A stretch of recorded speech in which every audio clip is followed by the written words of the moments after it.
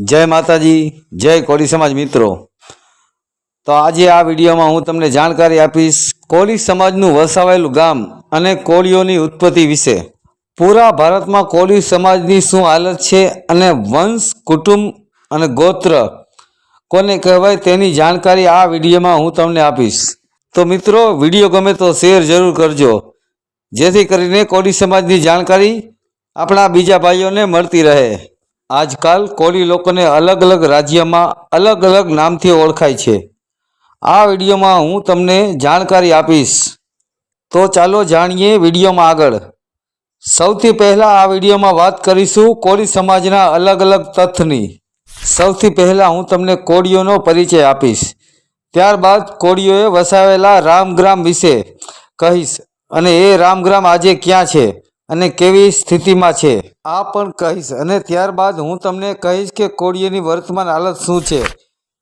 હવે આપણે ઇતિહાસની વાત કરીએ તો કોળીગણ નામની એક પુસ્તક છે, તેમાંના લેખક ધર્મપ્રિય B.A. સહેવાલની છે, તેમાંથી થોડીક જાણકારી મેળવી છે। બીજી પુસ્તક છે મહાવસ્તુ અવદાન, તેમના લેખક છે ડૉક્ટર સીતાસુ શંકર બાગચી, આમાંથી પણ થોડીક જાણકારી મેં લીધી છે। અને ત્રીજું પુસ્તક છે બુદ્ધ ચરિત્ર અશ્વઘોષ, આમાંથી પણ થોડીક જાણકારી મેં લીધી છે। આ પુસ્તકોના નામ તમે ભારતીય ઇતિહાસમાં સાંભળ્યા જ હશે। આ 3 બુકો છે તે હિન્દીમાં છે, તમારે આ પુસ્તકો વાંચવા હોય તો ઓનલાઈન મળી જાય છે, સર્ચ કરજો। હું આશા રાખું છું કે આટલું તમને સમજાઈ ગયું હશે। તો મિત્રો, હવે શરૂઆત કરીએ કોળીઓના પરિચય વિશે। વંશ એટલે કુટુંબ, કુળ, ગોત્ર, જન્મના અર્થમાં જાતિ શબ્દ પણ આ માટે વપરાય છે। જો કે જાતિનો અર્થ તેના મૂળ અર્થથી બદલાઈ ગયો છે, તે વ્યવસાય અથવા વ્યવસાય સાથે સંકળાયેલ છે। આ વાત પણ સાચી જ છે। આજકાલ ઘણી જાતિઓના અર્થ તેમના ધંધા અને વેપાર પર લગાડવામાં આવે છે। હવે મિત્રો, ધ્યાનથી સાંભળજો, હવે તમને જાણકારી આપીશ વંશ અને ગોત્ર વિશેની। હવે તેના વંશના અર્થમાં લેવાની મૂંઝવણ ઊભી થાય છે। વંશ એ છે જેના મૂળમાં મૂળ અથવા અગાઉનો માણસ હોય અને તે માણસ વંશજો પેઢી દર પેઢી તેના ગુણો, ધર્મ અને નામથી ઓળખાય છે। આ માત્ર તેમનો વંશ છે। મૂળ પુરુષમાંથી માત્ર એક જ વંશ ચાલુ રહે છે, પણ જો વંશની મધ્ય પેઢીમાં કોઈ મહાપુરુષનો જન્મ થાય તો તેના નામથી અગાઉના વંશની જગ્યાએ નવા વંશની શરૂઆત થાય છે। હવે મિત્રો, આનો મતલબ તમને હું સમજાવું છું। આનો મતલબ એવો થાય છે કે કોઈ વ્યક્તિનો જૂનો વંશ ચાલ્યો આવતો હોય અને તેમાં કોઈ વચ્ચે મહાપુરુષનો જન્મ થાય, તે મહાપુરુષના નામથી એક નવો વંશ અને પરંપરા ચાલવા માંડે છે। દાખલા તરીકે નાગવંશ છે। નાગવંશ ખૂબ જ મોટો વંશ છે। આમાં કેટલાય રાજવંશ આવેલા છે। આ રાજવંશમાંથી કેટલાય અલગ અલગ રાજવંશ નીકળેલા છે, પણ મૂળ તેમનો ઇતિહાસ નાગવંશમાં જ આવે છે। આ જ વાત અહીંયા સમજાવવામાં આવે છે। પણ આપણે એક વાત સમજવી જોઈએ, મૂળ વ્યક્તિ કોણ છે, તેમના જ આ બધા વંશજ છે। ક્યારેક કોઈ રાજપુરુષ તેમના કર્મથી પ્રખ્યાત થઈ જાય છે, ત્યારે તેમની આગળની સંતાનો પણ તે જ નામથી ઓળખાય છે, જે નવી પરંપરાનું રૂપ ધારણ કરી લે છે। હવે તેમનું ઉદાહરણ આપું છું કે જેમ સૂર્ય જેવી તેજના કારણે મહાસમંત વંશમાં સૂર્યવંશ પરંપરા લુપ્ત થઈ ગઈ। અહીંયા જે મહાસમંતની વાત કરું છે તે મહાસમંતની ચર્ચા બૌદ્ધ ગ્રંથમાં જોવા મળે છે। મહાસમંત કોણ છે? મહાસમંત એક વ્યક્તિનું નામ છે। તે સૌથી પહેલા રાજા માનવામાં આવે છે। આ રાજાની અંદર સૂર્ય જેવું તેજ હતું, એટલે તેમને સૂર્યવંશ કહેવામાં આવે છે। અને એવું પણ થાય છે કે એક જ વંશમાં અલગ અલગ મહાપુરુષોના નામથી અલગ અલગ શાખાઓ નીકળી પડે છે, અને તો પણ તેમનો મૂળ વંશ એક જ રહે છે। હા, આજે પણ લોકો તેમના પૂર્વજોના નામે ગોત્ર વગેરેના પરંપરાગત રીતિ ઉપયોગ કરવામાં આવે છે। મિત્રો, આ વાત 100% સાચી છે। આ વાત હું પણ માનું છું। સરનેમ માણસો જે કંઈ પણ લગાડતા હોય, પણ કોઈના પણ ગોત્ર એક જેવા જ હોય, તે લોકો ક્યારે પણ આગલા વર્ષોમાં એક વંશના જ હોઈ શકે છે। આજે ઘણી જાતિના ગોત્ર એક જ જેવા હોય છે। આનું કારણ આ જ છે, તેમના પૂર્વજો એક રહ્યા હશે। આજકાલ શું છે, જાતિનું વર્ચસ્વ વધારે છે તો લોકો જાતિમાં વધારે બટાઈ ગયા છે. તેઓ તેમની જાતિ ઉપર ગર્વ કરે છે. ડૉક્ટર એસ બાગચી દ્વારા સંપાદિત બૌદ્ધ ગ્રંથ મહાવસ્તુ અવધાનમાં પ્રથમ ખંડમાં આ હકીકત સામે આવી છે. જ્યારે શરૂઆતમાં લોકોને એવું લાગ્યું કે તેઓ અનિયંત્રણ અને અસંગઠિત સ્થિતિમાં છે. સુરક્ષા અને સુવ્યવસ્થાની કામગીરી માટે એક સક્ષમ અને શક્તિશાળી વ્યક્તિની જરૂરત છે. અને ત્યારે એક સારા વ્યક્તિને પસંદ કરવામાં આવ્યો અને તેઓ સર્વસંમતિથી પસંદ કરાયેલી વ્યક્તિને રાજા તરીકે અને તેમને મહાસંમત નામથી બોલાવવામાં આવ્યા હતા. આ રીતે રાજાની નિમણૂક સર્વસંમતિ દ્વારા થવા લાગી. રાજા મહાસંમત સૂર્યની જેમ તેજસ્વી હતા. તેથી રાજા મહાસંમતના બાળકોનું નામ તેમના લક્ષણ સૂર્ય પરથી જ રાખવામાં આવ્યું અને સૂર્યવંશની શરૂઆત ત્યારથી થઈ હતી. મિત્રો, અહીંયા તમારે ધ્યાન દેવાનું છે. પ્રાચીન વર્ષોની વાત છે. જ્યારે કોઈ રાજા મહારાજા નહોતા ત્યારે કબીલાની સુરક્ષા માટે માણસોએ એવું વિચાર્યું કે કોઈ સારા માણસને રાજા બનાવીએ. આવી રીતે રાજવંશ પરંપરા નીકળતી હતી. સર્વસંમતિથી આ માણસને રાજા બનાવવામાં આવતો હતો. એટલે કે બધાની સહમતિથી આ વ્યક્તિને રાજા નિર્ધારિત કરવામાં આવતો હતો. એટલે જ તેમનું નામ મહાસંમતિ હતું અને તે જ નામથી ઓળખવામાં આવે છે. અને આ જ નામ ઉપર મહાસંમત વંશ નામ પણ પડ્યું હતું. ઘણા માણસો આ વંશને સૂર્યવંશ નામ પણ આપ્યું છે, કેમ કે મહાસંમત રાજા તો તેજસ્વી રાજા હતા. સૂર્યની જેમ તે પ્રકાશવાન રાજા હતા. આ જ કારણે મહાસંમતના વંશને સૂર્યવંશ કહેવામાં આવે છે. પણ મહાસંમત જે વંશ છે તેમની ચર્ચા બૌદ્ધ ગ્રંથમાં મળે છે. રાજા મહાસંમત સૂર્યની જેમ તેજસ્વી હતા, એટલે કે તેમના સંતાનો સૂર્યવંશ નામ મળ્યું. મહાવંશ, મહાવસ્તુ, અવદાન, સુમંગલ, વિલાસિની વગેરે જેવા બૌદ્ધ ગ્રંથોમાં વંશ પરંપરાનું વિગતવાર વર્ણન આપવામાં આવ્યું છે. રાજા મહાસંમત પછી તેનો પુત્ર કલ્યાણ રાજા બન્યો. તે પછી રાવ થયો અને રાવ પછી ઉપોસાત નામનો રાજા થયો. ઉપોસાત પછી પાછળથી તેમના વંશમાં સાંકેતની ગાદી ઉપર બેઠેલા રાજા માંધાતાનો ઉલ્લેખ છે. આ માંધાતા પછી સુજાત નામના ઓકળ એટલે કે ઈક્ષ્વાકુ નામના રાજાનો ઉલ્લેખ છે. ઓકળ નામના રાજાને ઇતિહાસકારોએ ઈક્ષ્વાકુ નામ આપ્યું છે અને લખ્યું પણ છે. આ વાત પણ તમારે ધ્યાન દેવા જેવી છે. હવે મિત્રો, વાત કરીશું કોળીઓની ઉત્પત્તિ ઉપર. કોળીઓની ઉત્પત્તિ કેવી રીતે થઈ છે? બૌદ્ધ ગ્રંથોમાં સુજાતા નામના એક ઓકક રાજા એટલે કે ઈક્ષ્વાકુની 5 પુત્રીઓના નામ પ્રિયા, સુપ્રિયા, આનંદ, વિજિતા અને વિજિતા સેના તરીકે ઉલ્લેખ છે. તેમાંથી સૌથી મોટી પ્રિયા હતી, જે રક્તપિત્તથી પીડિત હતી. આ છોકરી તેના ભાઈએ દૂરના કોલવનમાં પર્વતની ગુફામાં સુરક્ષિત છોડી દીધી હતી અને તેના અસ્તિત્વ માટે ખોરાક અને અન્ય જરૂરી સામગ્રીઓની વ્યવસ્થા કરી હતી.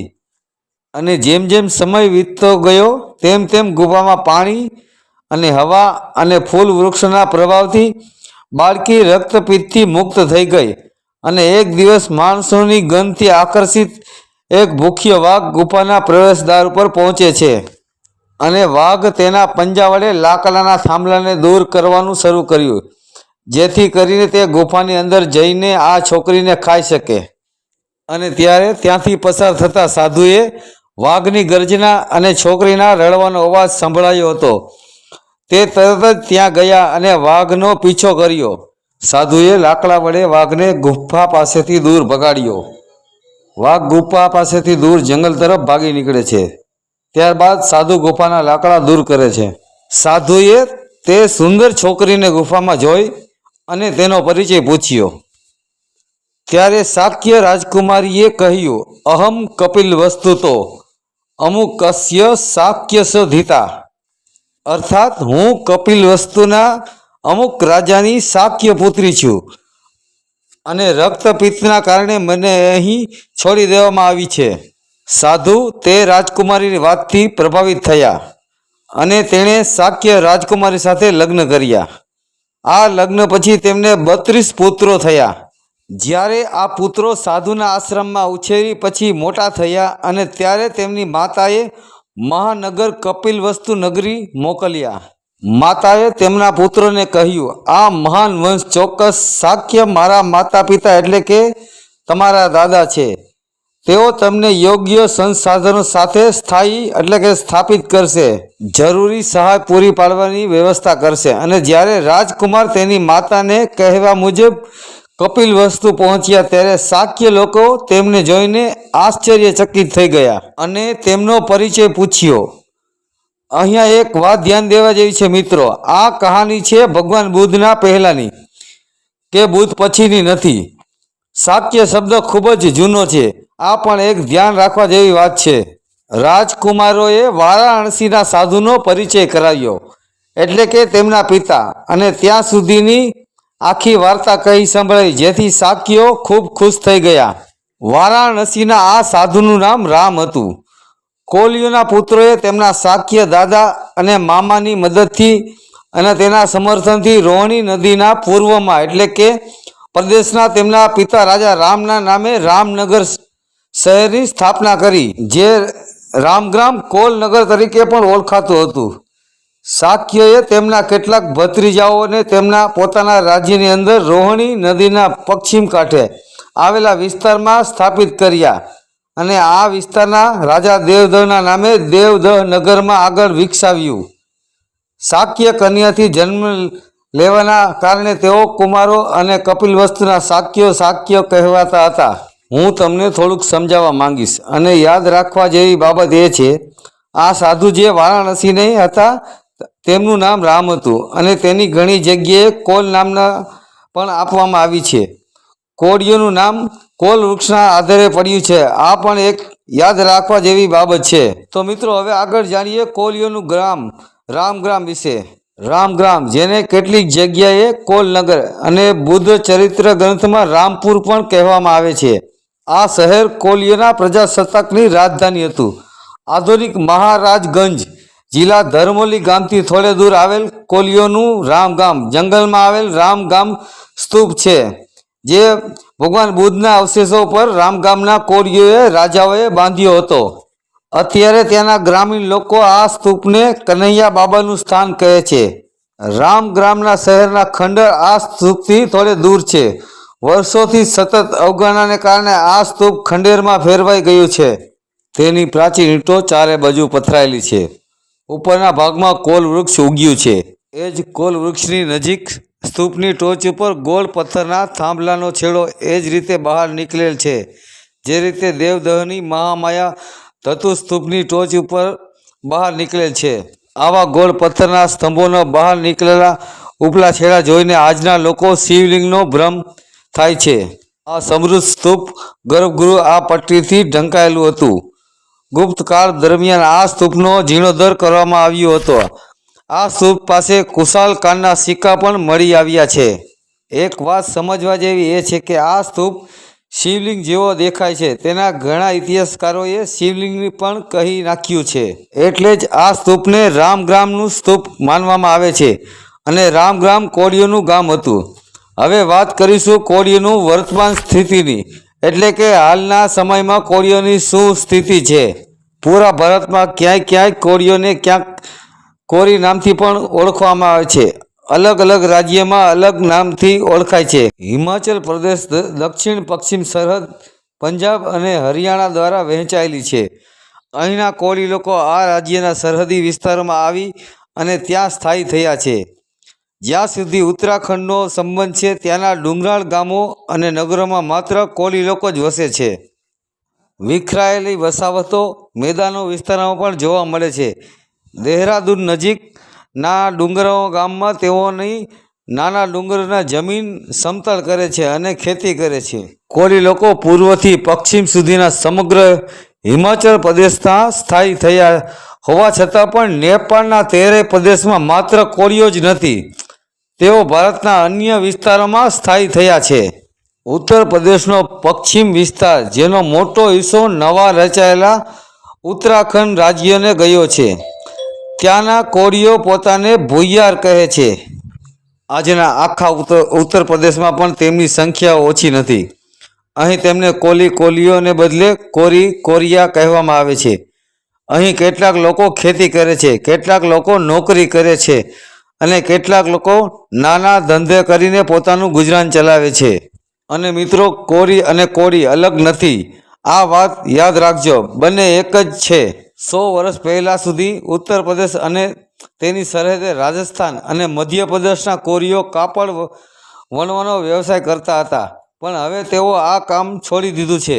અને હા, ઝાંસીના નજીકના મેરાનીપુર શહેરના કોરી લોકો તેમના ઘરોમાં ચોક્કસ કાપડના નાના બિઝનેસો સ્થાપિત કર્યા છે.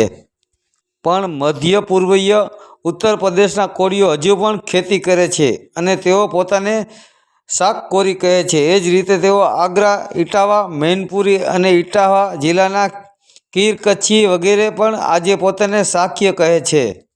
આ સમય પ્રમાણે અને રાજ્ય પ્રમાણે કોળી લોકોને ક્યાંય દલિત, ક્યાંય ST/STમાં પણ આવે છે. રાજસ્થાનમાં સ્થાયી થયેલા કોળીઓ ઘણા જૂના છે. તેઓ અહીં શાસન કરવાના ઈરાદે નહોતા આવ્યા, પણ કમાવા અને ખાવા આવ્યા હતા. ધીરે ધીરે છેલપુર અને ભરતપુરમાં સ્થાયી થયા અને લેવો, કરોલી, અલવર અને દૈસાના કેટલાક વિસ્તારોમાં આવીને સ્થાયી થયા અને પછી સવાઈ માધાપુર, જયપુરના કેટલાક વિસ્તારોમાં પ્રવેશ્યા અને ત્યાંથી ઘણા કોળી લોકો ઝુંડમાં વહેંચાઈ ગયા અને ટોક, બુંદીના કોટાના વિસ્તારોમાં ગયા અને ઘણા કોળીઓ બુંદીને અડીને આવેલા ભીલવાડાના ગામોમાં પણ ગયા હતા. આમાંથી ઘણા કોળીઓ ઝાંસી થઈને મધ્યપ્રદેશ આવ્યા અને મધ્યપ્રદેશના આવેલા જંગલ વિસ્તારોમાં વટાવીને ઝાલાવાડના મનોહર, થાણા, ઇકલેરા, ઝાલર, પાટણ, ખાનપુર, ભવાની, મંડી, પિંડવારા અને દાગ વિસ્તારમાં સ્થાયી થયા. ઝાલાવાડ જિલ્લો કોલી બૌદ્ધ ગુફાઓ માટે પ્રખ્યાત છે. એવું પણ શક્ય છે કે બૌદ્ધના સંસ્કારો અહીં કોળી લોકો સાથે આવ્યા હશે. અને સાચું પણ છે, કેમ કે કોળી અને કોરી આ દેશની મૂળ નિવાસી જાતિ છે. તેમના ઘણા ઉદાહરણો તમને હું કહું છું. અજમેરમાં સ્થાયી થયેલા કોળીઓએ પોતાને કોળી રાજપૂત કહેવાનું શરૂ કર્યું અને તેઓએ કોળી રાજપૂત હિતકારણી સભાની સ્થાપના પણ કરી હતી. આ સભાએ દેશના કેટલાય દૂરના સ્થળોએ તેના વાર્ષિક સંમેલનો પણ યોજ્યા હતા. થોડા વર્ષો પહેલાં જ અજમેરથી કોળી રાજપૂત સામાયિક પણ પ્રસિદ્ધ થતું હતું, પણ આ પહેલાં રાજસ્થાનના મોટા ભાગના કોળીએ પોતાને જાતને માત્ર કોળી તરીકે ઓળખવામાં આવતા હતા અને આ ઓળખ તરીકે પોતાના ગામ કે નગરના નામનો ઉપયોગ કરતા હતા. કેમ કે રાજોરિયા રાજોરમાંથી આવ્યા, અમેરિયા આમેરમાંથી આવ્યા, સેવારિયા સેવારમાંથી આવ્યા, કુંડલવાલ કુંડલમાંથી આવ્યા, ગોઠવાલ ગોઠમાંથી આવ્યા વગેરે. આ કોઈ કુળ નથી. આ બધી ગામોની ઓળખ છે. ગોત્ર તેનો પૂર્વજોમાંથી આવે છે અને એક નામે ચાલે છે. તેમની મોટાભાગની વસ્તી રોહિણી નદીના પૂર્વમાં મહારાજગંજ જિલ્લાના ગામડાઓમાં અને દક્ષિણમાં ગોરખપુર જિલ્લાના ગામોમાં સ્થાયી થઈ છે અને તેઓ પટનવાર તરીકે ઓળખાય છે. આજના મધ્ય પૂર્વ ઉત્તર પ્રદેશ, રાજસ્થાન અને મધ્યપ્રદેશમાં સ્થાયી થયેલા કોળીઓ એક એવો વર્ગ છે જે પોતાને શાક્ય માને છે અને તેના નામથી આગળ શાક્ય પણ ઉમેરે છે અને લગાડે છે. ત્યારબાદ બિહારના કોળીઓની વાત કરીએ. બિહારના કોળીઓ છે પોતાને મૌર્ય કહેવા લાગ્યા છે અને ઉત્તર પ્રદેશના કાચીઓએ પોતાને કહેવાનું શરૂ કર્યું છે. ઉત્તર પ્રદેશના કેટલાક ભાગોમાં અને રાજસ્થાન અને મધ્યપ્રદેશ અડીને તેઓ પોતાને કોરી કહે છે. તેમની વચ્ચે કોવિદ કાપડ વણનારાઓ છે. કપડાં વણનારો વ્યવસાય તેમનો પરિવાર છે, કારણ કે કોળીઓનું કુળ વણકરોનું કુળ હતું. પણ ભારતના પ્રખ્યાત ઇતિહાસકારોએ પ્રાચીન સૂર્યવંશી શાસક જાતિઓ મલ, લીછવી, કોલીઓ, નાગ, કોરી, શાક્ય, બુલિયા, મૌર્ય વગેરે જાતિઓને મૂળ નિવાસી જાતિ તરીકે ઓળખવામાં આવી છે અને ઓળખાવી છે. તો મિત્રો, કોળી સમાજની આવી વધુ જાણકારી માટે અમારા વિડીયોને લાઈક અને શેર જરૂર કરજો અને અમારી ચેનલ કોળી સમાજ ધોરાજીને સબસ્ક્રાઈબ જરૂર કરજો. જય કોળી સમાજ.